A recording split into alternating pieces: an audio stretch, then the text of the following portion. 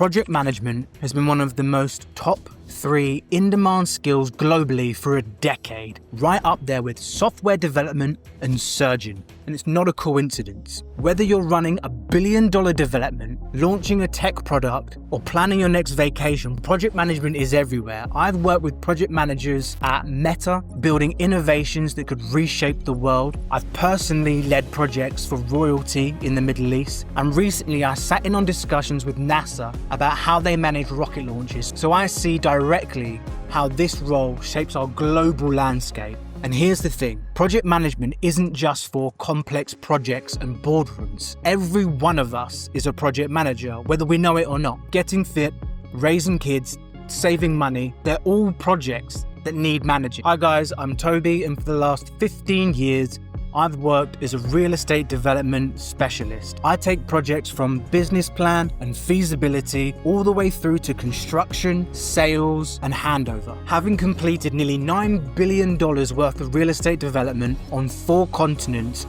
I specialize in turning the world's most complex projects into simple and easy to execute steps and systems. Our vision for this video and for this channel is to create and help you achieve uncommon productivity and success in a commonly unproductive industry. Today, I'm going to give you 3 core mindsets that elite project managers live by and how to start applying them immediately, whether you're managing your team or just managing your own life. Let's get into it. The first mindset that separates good project managers from the elite is the growth mindset. This idea was introduced by Stanford psychologist Carol Dweck.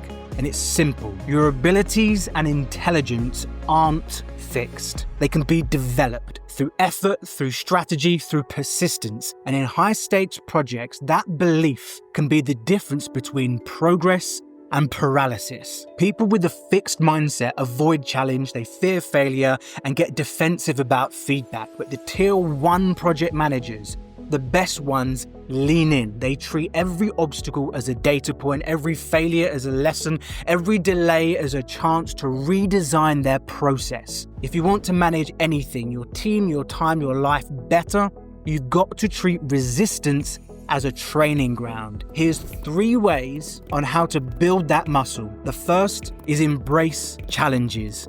That feeling of discomfort or the hot tingle down your spine of frustration, that's where growth happens. That's the signal to lean into challenge and solve the root of the problem you're facing. The second is to view obstacles as opportunities. As Ryan Holiday wrote, the obstacle is the way. Whatever's in the way is the way. And number 3 is persist through setbacks. When something goes wrong, break it down. What failed? What can you do differently next time? Treat every failure as a systems test. Always be in the mindset to grow your systems. A growth mindset changes how you lead. You start to enjoy problems. And more importantly, you build processes to learn from. You stop reacting emotionally and start responding strategically. Here's the truth. A great project manager doesn't just manage scope and timelines. They manage their response to friction. I've seen billion-dollar projects hit walls, regulatory hurdles, design failures, political curveballs.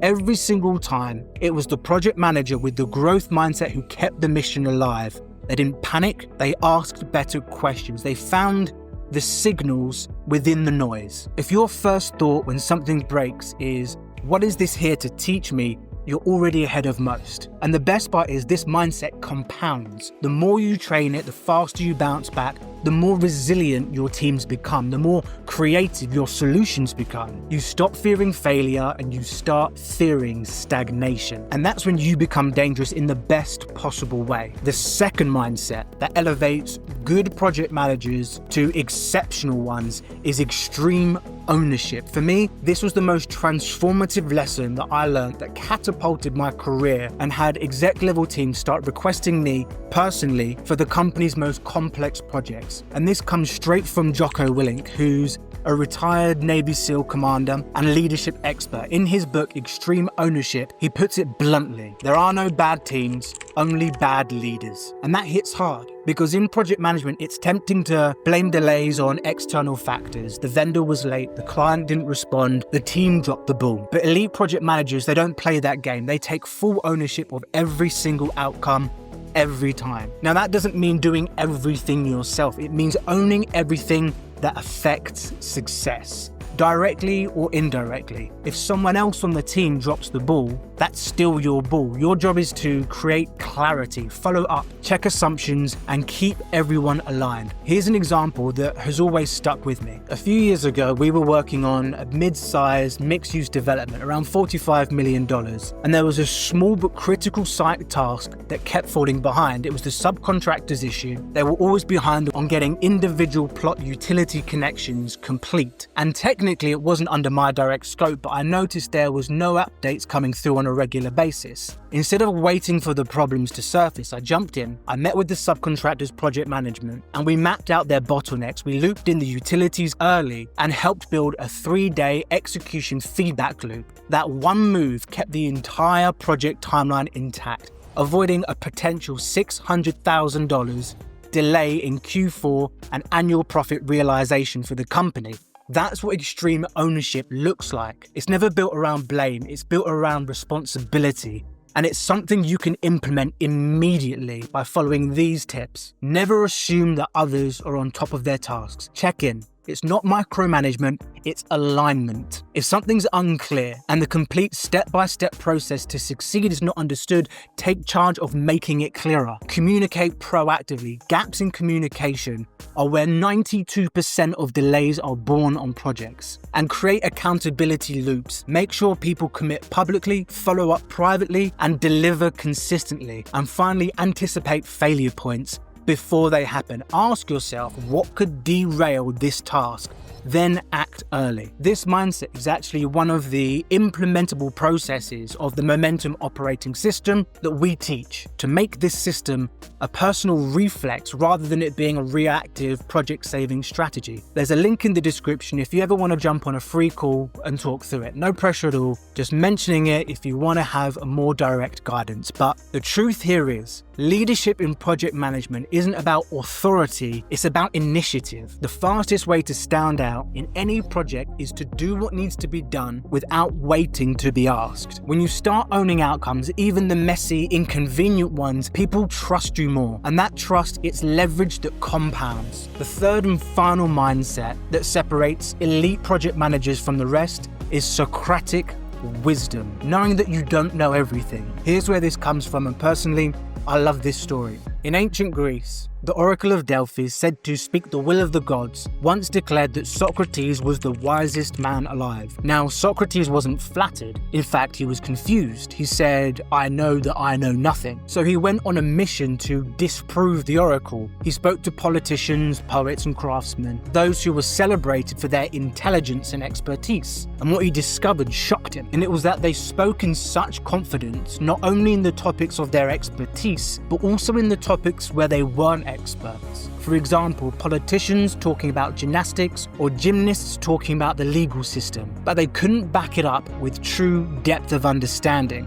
They thought they knew, but they didn't. And that's when it clicked. Socrates was the wisest, not because he knew the most, but because he understood the limits of what he knew. That humility is the heart of great project management. You'll never have the perfect data, the brief will shift, politics will interfere. And when your instinct is to protect your ego instead of asking better questions, that's how you become a blocker instead of a leader. Let me give you a real-world example. On a government-funded infrastructure project, we were given the technical specs by our local consultant and everyone assumed that they were sound. But something about the drainage layout felt off. I wasn't an engineer, but I asked. And because I asked, we uncovered a flaw in the stormwater drainage pipe size that would have caused a catastrophic failure and backed up and blocked during heavy rainfall. The single question of explain the choice of pipe size to me as I don't understand the engineering saved months of redesign and likely millions in long-term legal fallout. The Socratic wisdom in action is don't assume, investigate. One of the most powerful tools you can use to implement this is the 5 whys technique, something that I embed in almost every forensic analysis that I do. Whenever something breaks or a delay occurs or there's a communication gap or a blown budget, we don't settle for the surface level reason. Ask yourself, why did this happen? Then ask why again and again. And every time you get an answer, ask why again, at least 5 times. Because by the time you get to the 5th level down of whys, you're usually starting to get to the root, the actual cause, not the symptom. Here's the kicker. When you start solving problems at the root level, people will swear that you have foresight, that you just knew what was about to go wrong, but it's not prophecy, it's process, it's curiosity done systematically. When the issue is solved at the root occurrence, it rarely reoccurs. To build this mindset, question everything respectfully, especially the stuff that no one else is questioning or seems too complex to understand. Seek out opposing viewpoints. Ask the quiet person in the room what they think. You know the one I'm talking about. One who has great knowledge on the detail, but isn't one to shout across the meeting room table. But that's often where the truth and value is hiding. Another is to create space for challenge. If everyone agrees too quickly, something is being missed. A phrase that someone I used to work with used to say is slow that down for me whenever someone was speeding through a point. And finally, be ready to update your thinking. Let go of old assumptions. It's not weakness, it's wisdom. And most importantly, lead with this sentence. I don't know why we're doing X. Tell me more about the process. That simple phrase shifts your culture, because now it's not about who's right, it's about what's true. The wisest project managers aren't the ones trying to look smart. They're the ones asking the sharpest questions and listening hard to the answers. So here's the recap for our core mindsets to adopt. The growth mindset, progress over perfection. Use friction as feedback. Extreme ownership, no excuses, only responsibility. Take the lead even when it's not your job. And 3, Socratic wisdom. Stay curious, ask deeper questions, and never settle for surface level answers. These aren't just ideas, they're practical operations systems that you can use right now to manage projects, teams, and your own life more efficiently. Now, if you like this video, then you'll find this one even more valuable. If this video added value, drop a like. And if you want more frameworks like this, then hit subscribe. And if you're serious about leveling up, let's talk. The link is in the description. Until the next one, I'm Toby. Thanks, guys.